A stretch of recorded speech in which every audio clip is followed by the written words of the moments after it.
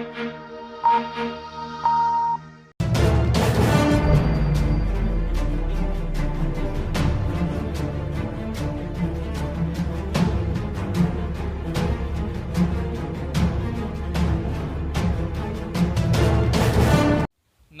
आज हम पहुंचे हैं मेरठ की काली नदी पर। वो काली नदी जो अभिशाप बन चुकी है खुद के लिए भी और यहाँ इसके आसपास बसे हजारों लाखों लोगों के लिए भी।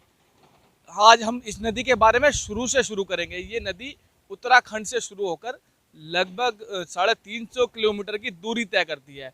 एक समय में ये नदी अविरल हुआ करती थी, साथ ही लोगों की आस्था का केंद्र भी हुआ करती थी। लोग इस नदी के पानी को पीने के साथ साथ पूजा अर्चना, जैसे मैंने बताया कि आस्था का केंद्र हुआ करती थी, लेकिन समय के साथ साथ नदी का अस्तित्व खत्म होता चला गया। उसके पीछे का कारण है कि मूलभूत सुविधाओं को भोगने के लिए हम लोगों ने पर्यावरण का दोहन करना शुरू कर दिया। वर्तमान की बात करें तो इस नदी में दर्जनों फैक्ट्रियों का केमिकल, जो जहरीला केमिकल है, इस नदी में डाला जाता है।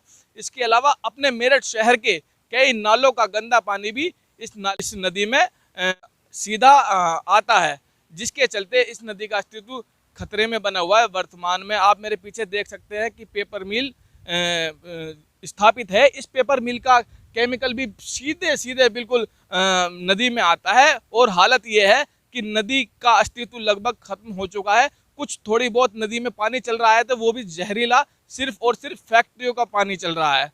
और आज के आसपास में बसे लोगों की बात करें कि किस तरह से ये नदी लोगों के लिए अभिशाप बन चुकी है। दरअसल इस नदी के अंदर जहरीला केमिकल जाने के कारण भूगर्भ जल जो है पूरी तरह से दूषित हो चुका है।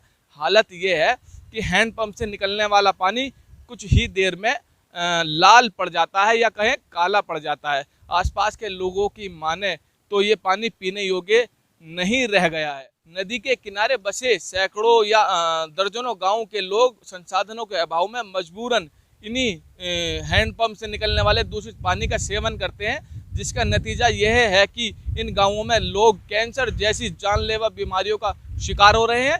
कहने को तो इस नदी को फिर से जीवित करने के लिए या अविरल बनाने के लिए तमाम एनजीओ ने दावे ठोके, प्रशासन ने भी खूब अपनी पीठ थपथपाई, लगातार फोटो खिंचवाए, फावड़े चलाए, लेकिन नतीजा आपके सामने है कि आज भी ये नदी अपने अस्तित्व की गुहार लगा रही है, मरने की कगार पर पहुंच गई है।